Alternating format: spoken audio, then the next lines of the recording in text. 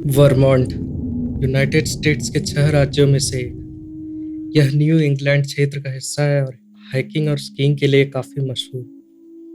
पर वर्मोंट के तलहटियों में ग्लास्टनबरी पर्वतों के बीच एक रहस्यमयी इलाका है जो कि बेनिंगटन ट्रायंगल के नाम से जाना जाता है। ग्लास्टनबरी में ऐसा क्या हुआ कि उसका प्रौद्योगिक और आर्थिक विकास रुक गया और लोग इसे अभिशप्त जगह मानने लगे? आइए जानते हैं विस्तार से। साल 1892 फेबिल टाउन में ईगल स्क्वायर सॉमिल के पास बैठकर जॉन क्रोली और हेनरी मैकडोवेल शराब पी रहे थे। वो काफी पी चुके थे और फिर किसी बात पर उनमें झगड़ा होने लगा। अचानक हेनरी ने बड़ा सा पत्थर उठाया और जॉन को उससे कुचल दिया।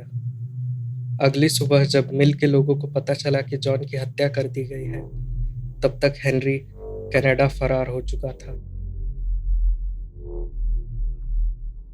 कुछ दिनों के बाद उसने अपने आप को कनेक्टिकट अथॉरिटीज के हवाले कर दिया।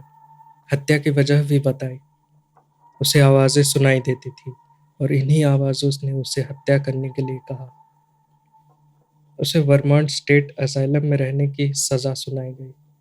पुलिस बल के साथ उसे ले जाया जा रहा था, पर किसी तरह वह फिर से भागने में सफल हो गया। कोयलों से लदे ट्रेन में वह चढ़ा और फिर कभी न पकड़ा है। मैकडॉवेल्स के भागने के 5 साल बाद बेनिंगटन ट्रायंगल में दूसरी हत्या हुई। 40 वर्षीय जॉन हार्बर काफी खुश था। आज हंटिंग सीजन का पहला दिन था। अपनी राइफल लेकर वह हिरण के शिकार पर निकल पड़ा, लेकिन जंगल में उसी के राइफल से उसकी हत्या कर दी गई। उसका शव घटनास्थल से कुछ दूर एक पेड़ के नीचे पड़ा मिला। उसके साथ ही उसकी भरी हुई राइफल पड़ी हुई थी। क्रोली और हार्बर की हत्या के बाद उस जगह का पतन होना शुरू हुआ। लकड़ी का व्यापार मंदा हो चुका था, इसलिए ग्लास्टनबरी के दक्षिणी भाग में रिसोर्ट खोलने की तैयारी होने लगी। बोर्डिंग हाउस को होटल और अपार्टमेंट को कसिनो बनाया गया। रिसोर्ट कुछ महीने अच्छा चला, पर फिर दुर्भाग्य से वहां बाढ़ आ गया और इस कारण रेल मार्ग ध्वस्त हो गया। 1898 से लेकर आज तक ग्लास्टनबरी का ये रिसोर्ट सदा के लिए खाली है। 40 साल तक कुछ नहीं हुआ।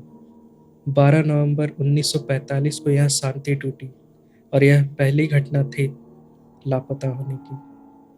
75 वर्षीय मिडी रिवर्स अनुभवी पर्वतों के मार्गदर्शक लोगों के ग्रुप को रास्ता दिखा रहे थे। उन्हें सभी रास्तों का पता था। वह ग्रुप से अकेले थोड़ा आगे बढ़े। काफी दूर होने के बाद हाइकर्स को चिंता हुई। उन्होंने काफी खोज की, पर मिस्टर रिवर्स नहीं मिले। पुलिस ने भी आकर काफी खोज की, पर उनका क्या हुआ कोई न जान पाया। पॉला वेल्डन बेनिंगटन कॉलेज की स्टूडेंट थी। वो कैंपस में पार्ट टाइम जॉब भी करती थी। रविवार 1 दिसंबर को दोपहर की शिफ्ट खत्म करके वह रूम लौटी। उसे हाइकिंग की शौक थी, तो इच्छा हुई कि वह लॉन्ग ट्रेल से घूम कर आए। उसने अपने सहेलियों से अनुग्रह की, पर वो व्यस्त थे, इसलिए हल्के कपड़े पहनकर अन्य सामान के बिना अकेले निकल पड़ी। वह इलाका पास में ही था, इसलिए शाम तक वापस लौटने की पूरी गुंजाइश थी।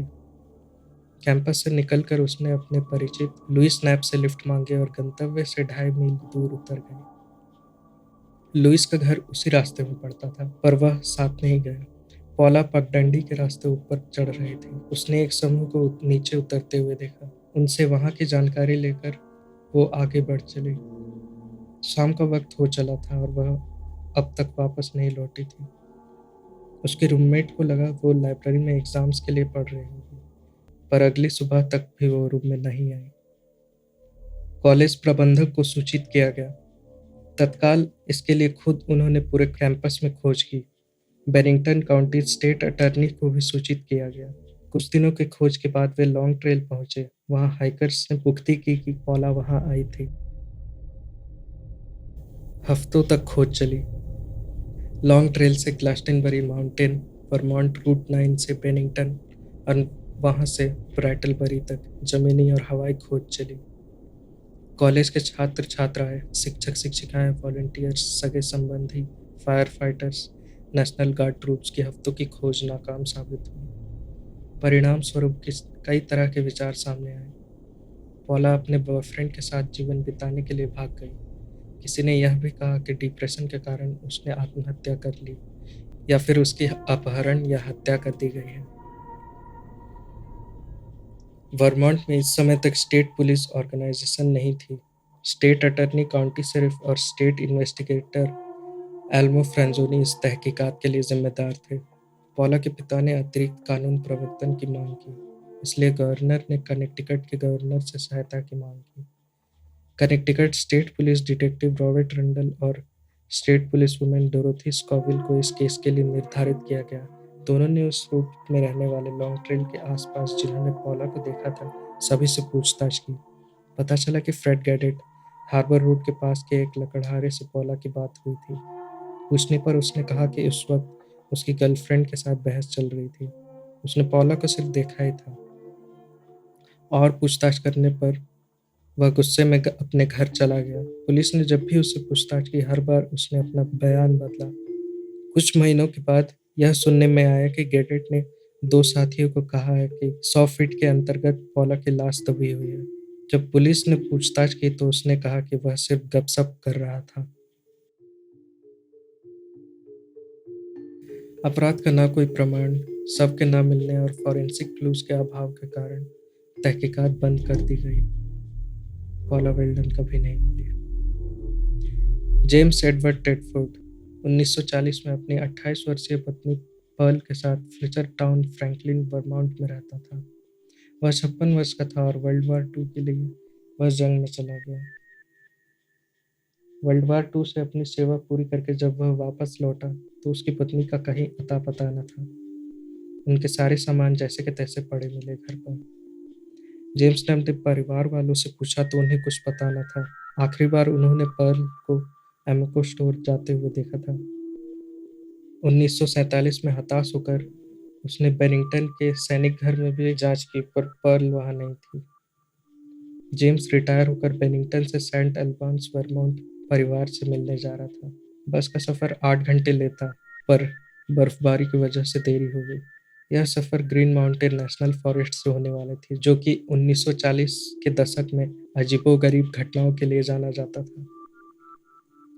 जेम्स को कई लोगों ने सेंट एल्बांस में चढ़ते हुए देखा था। वह अपने सीट पर गया और थोड़ी देर में सो गया। ड्राइवर और 14 लोगों ने उसे उतरते हुए कभी न देखा, पर बेलिंगटन से ठीक पहले उसकी सीट खाली पड़ी मिली। उसके सारे सामान बस में ही थे और उसकी सीट पर बस की टाइम टेबल खुली पड़ी थी। पॉल जिप्सन के माता-पिता उस दिन अपने काम में व्यस्त थे। माँ सुअरों को चारा दे रही थी। पॉल उस वक्त ट्रक के पास खेल रहा था। माँ अपने काम खत्म करके वापस लौटी तो पॉल कहीं नहीं था। काफी खोज की गई पर सब व्यर्थ। शरीफ ने अपना खोजी कुत्ता लगाया। कुत्ते ने गंध की पहचान की और पीछा करते हुए चौराहे तक पहुंचा। शरीफ ने समझा यह अपहरण का मामला है।